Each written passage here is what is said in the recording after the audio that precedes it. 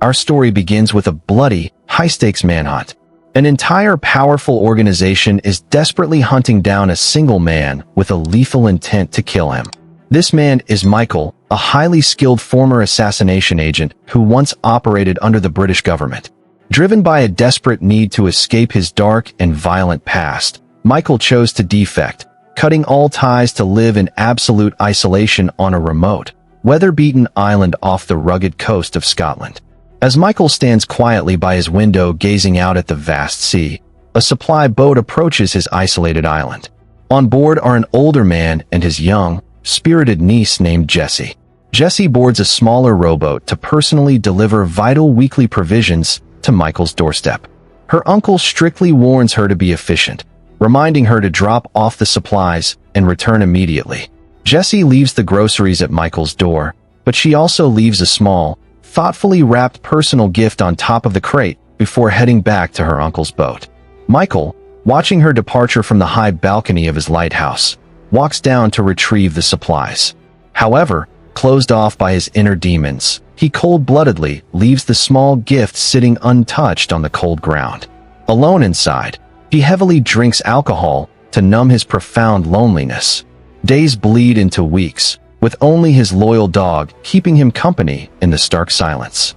By the second week, Jessie and her uncle return with fresh provisions. This time, the weather is rapidly deteriorating, and a violent storm is fast approaching.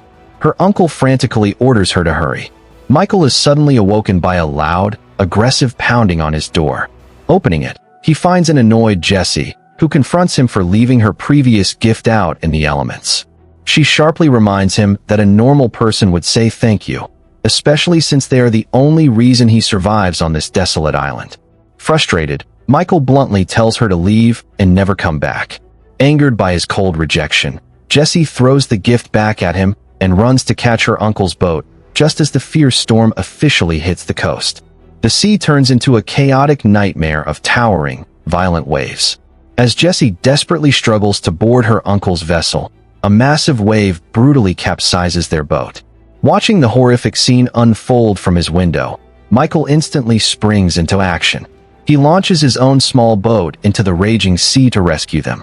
Diving deep into the dark, freezing water, Michael frantically searches for Jessie as she begins to drown. He finds her pinned underwater, her leg hopelessly tangled in a heavy fishing net. Using his survival instincts, Michael cuts her free from the netting, pulls her lifeless body onto his boat, and desperately administers CPR until she coughs up the seawater from her lungs. Later that evening, Jessie wakes up inside Michael's warm house. When she frantically asks about her uncle, Michael delivers the devastating news that her uncle tragically drowned in the accident. Overwhelmed with grief, Jessie breaks down in tears before exhausting herself back to sleep. The next morning, Michael inspects her severely swollen leg and applies ice to soothe the injury. Jessie questions him about why he refuses to call for outside help and who else knows about this hidden place. Michael remains completely silent, instructing her only to rest. His stubborn silence infuriates her, and she demands that he take her back to civilization immediately, pointing out that the lighthouse doesn't even function. Michael, who secretly knows her background, reminds her that she is an orphan with no family left to look for her. When Michael steps outside, a deeply untrusting Jessie searches the house for a weapon, hiding a sharp kitchen knife under her blanket for protection. That night, she is plagued by a terrifying nightmare. When Michael tries to gently wake her, she instantly panics and attacks him with the knife. Michael easily disarms her, calms her fears, and surprisingly teaches her the correct way to hold a blade for self-defense. Over the following days, her infection worsens, forcing Michael to closely nurse her back to health, carrying her and preparing her meals. As she heals, a quiet bond forms. One afternoon, while Michael plays chess, Jessie asks how he knew her uncle. Michael reveals they once served together in the U.S. Navy. Jessie happily names his dog Jack and joins the chess game, unexpectedly beating the veteran agent. However, her leg infection turns critical, and medical intervention becomes unavoidable. Leaving Jessie safe inside the house, Michael takes his boat to the mainland to secretly purchase medical supplies and new clothes for her. Meanwhile, high-ranking political drama unfolds in London. The Prime Minister officially terminates the Director of Intelligence, a powerful man named Montfort, ordering him to vanish into the shadows while appointing his ambitious first assistant, Roberta, as the new head.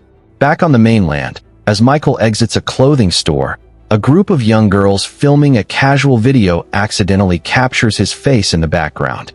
The agency's advanced, automated facial recognition system instantly flags Michael's face, immediately alerting the intelligence tracking center. Roberta quickly confirms his precise location on the remote Scottish island and deploys a heavily armed tactical intervention team to eliminate him without hesitation. Michael returns to the island, treats Jessie's severe infection, and presents her with the new clothes, which she deeply appreciates. However, during dinner, Michael's dog suddenly senses danger and begins to bark at the coastline. Looking through his binoculars, Michael spots tactical boats rapidly approaching the shore. He orders a terrified Jessie to lock herself inside the bathroom and stay put until he returns. Michael sprints into the dark woods to activate a network of deadly, sophisticated traps he had previously rigged around the island. As the soldiers land with explicit orders to kill Michael on sight, the first trap violently triggers, dragging several soldiers into the freezing sea. Michael activates the estate lights, exposing their positions. A brutal game of cat and mouse ensues across the rocky terrain as Michael outmaneuvers and eliminates the soldiers one by one.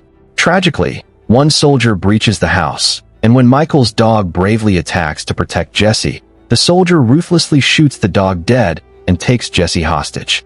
Hearing Jessie's distant screams, Michael hunts down the remaining soldiers, fatally shooting the captor just in time. A traumatized Jessie demands to know who these men are, but a silent Michael gathers his satellite phone, mourns his fallen dog, and makes a coded call to an old contact, stating he is carrying cargo and needs extraction. They quickly flee the blood-stained island on a captured tactical boat. At the intelligence headquarters, Roberta grows deeply frustrated by the total radio silence from her team, realizing Michael has slaughtered the entire squad. She commands a lethal rogue operative named Workman to track Michael down, while ordering an immediate background check on Jessie. Michael and Jessie arrive at a hidden safe house on the edge of another distant island. While Michael searches inside for supplies, a defensive, armed homeowner confronts him. Jessie steps in, claiming Michael is wounded and that they desperately need shelter. Meanwhile, at headquarters, tech analysts discover that Michael's official identity file has been heavily manipulated and replaced with an internationally wanted criminal profile. Roberta is baffled as to why someone within the government is intentionally framing one of their own elite agents. Suddenly, a distress report from the safe house area matches Michael's description. Roberta orders a strike team to move in. Concurrently, the rogue former director, Montfort, views the live feed. Operating from the shadows, Montfort sends encrypted orders directly to Workman, commanding him to execute Michael immediately and eliminate Jessie to erase all witnesses. Back at the safe house, Michael discovers the homeowner's son has secretly alerted the authorities. He tells Jessie to hide just as federal agents and police surround the perimeter. As the innocent homeowner opens his front door to defuse the situation, Workman ruthlessly guns him down from a distance with a sniper rifle. Inside, Michael engages the tactical police, killing them all in a fierce firefight. He hijacks a police cruiser to pursue Workman, leading to a high-speed, violent car chase through a dense forest. Workman aggressively tries to ram Michael's car off the road while firing wildly. Using his superior driving skills, Michael executes a sharp brake maneuver, causing Workman to overshoot, flip his vehicle, and crash. Michael and Jessie abandon their compromised vehicle at a secluded location. Meanwhile, Roberta confronts Montfort via phone, demanding the truth about Michael. Montfort reveals that years ago, the government initiated a highly classified Black Ops program called the Black Hawks, designed to permanently liquidate compromised covert assets. Michael was their finest operative. However, during a mission to eliminate a high-profile defector, an Iranian nuclear scientist who had handed over sensitive data to the British, Michael's conscience took over. He spared the scientist, forged his death file, and vanished. Montfort claims Michael went rogue for foreign money and warns Roberta that he is a highly dangerous ghost who must be stopped by any means necessary. Roberta retrieves the classified mission archives and discovers Montfort is lying. Montfort was the one who personally ordered the scientist's illegal execution after utilizing his data, and Montfort is now using the entire agency to cover up his past corruption. As Michael and Jesse continue their grueling journey, Jesse tries to learn more about him, realizing his life is entirely empty, devoid of family or friends, save for his murdered dog. They finally reach a designated rendezvous point to meet Michael's trusted old friend. However, a single traffic surveillance camera captures their location. Watching the feed in secret, Montfort instantly deletes the footage from the agency's main system and forwards the live GPS coordinates directly to Workman. Michael's friend drives them to a highly secluded cabin deep within the forest. Michael requests his help to secure a permanent, safe identity and a new life for Jesse outside the country. His friend reveals the terrifying truth. He had originally hidden Michael's profile under a standard oil worker identity, but someone high up deliberately swapped it with a global terrorist profile to force the system to automatically hunt and liquidate him. Michael begs his friend to keep Jesse safe at the cabin while he handles the threat. Overhearing this, Jesse walks in and emotional refuses, pointing out that his friend is terminally ill with advanced cancer, a fact she discovered from the medications in the kitchen. Feeling like an immense burden to Michael, she begs him to leave her behind. Michael refuses to abandon her. He decides they must visit a powerful underground smuggler named Jamal, whom Michael used to monitor during his active intelligence days. As they prepare to leave, Michael hears a faint noise. He hides Jesse and prepares for an ambush. Suddenly, Workman aggressively breaches the cabin, unleashing a barrage of bullets through the door. Michael narrowly avoids the gunfire and charges Workman. A brutal, evenly matched hand-to-hand fight breaks out. Workman gains the upper hand and begins to violently strangle Michael. Desperate, Michael stabs Workman's hand with a kitchen fork to break the chokehold. Seeing Michael in mortal danger, Jesse grabs a fallen firearm on the ground, aims it at Workman, and orders him to freeze. Workman instantly disarms her, but the distraction allows Michael to grab a nearby pneumatic nail gun, firing multiple steel nails directly into Workman's body. Michael and Jesse narrowly escape in a vehicle, leaving his friend behind as they head straight for the heart of London. Meanwhile, Roberta initiates an internal investigation to identify the mole inside the agency, ordering her team to audit all unauthorized system logins. Michael arrives at Jamal's underground nightclub, easily subduing the security guards to force a meeting. Concurrently, Montfort frantically attempts to erase all digital traces of his illegal operations, but Roberta's top cyber analyst successfully traces the system breach directly back to Montfort's personal account.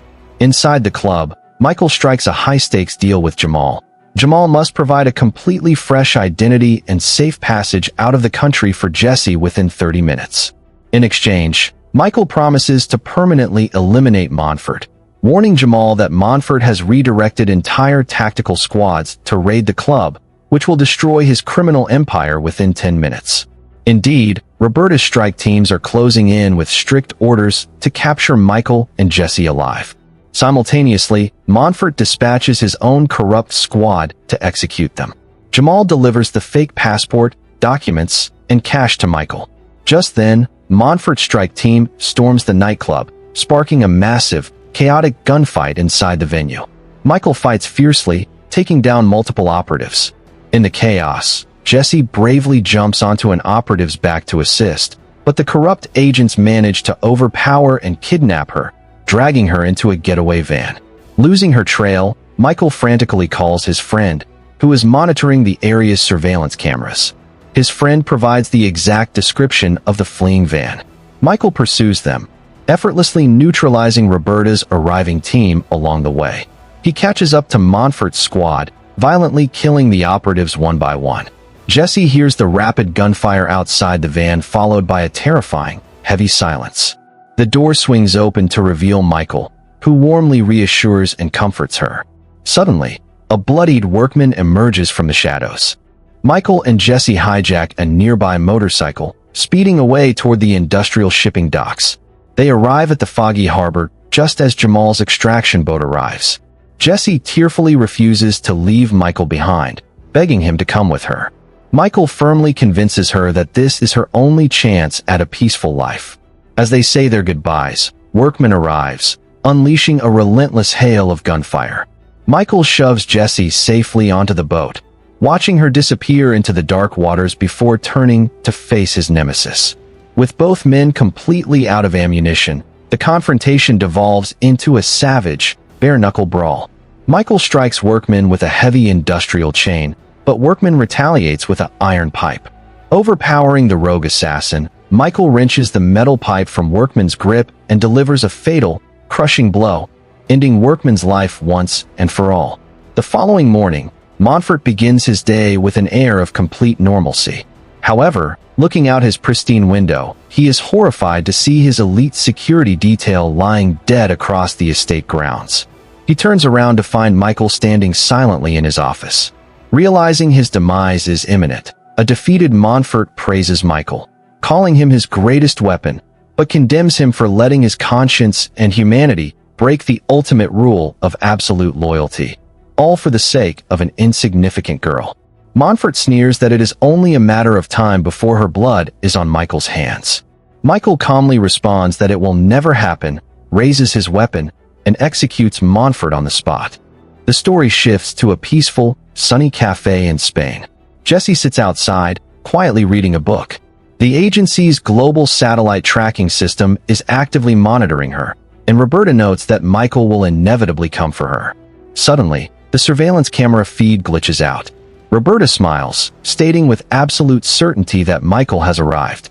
Back at the cafe, a waitress hands Jessie a small package, stating it was left by a friend. Opening it, Jessie finds a black queen chess piece. She looks around and spots Michael standing in the distant crowd, sporting a quiet smile before vanishing into the bustling streets. Knowing he is alive, free, and watching over her, Jessie smiles with profound relief. Michael then returns to the absolute peace of a completely uninhabited, remote island, far away from the corruption of civilization.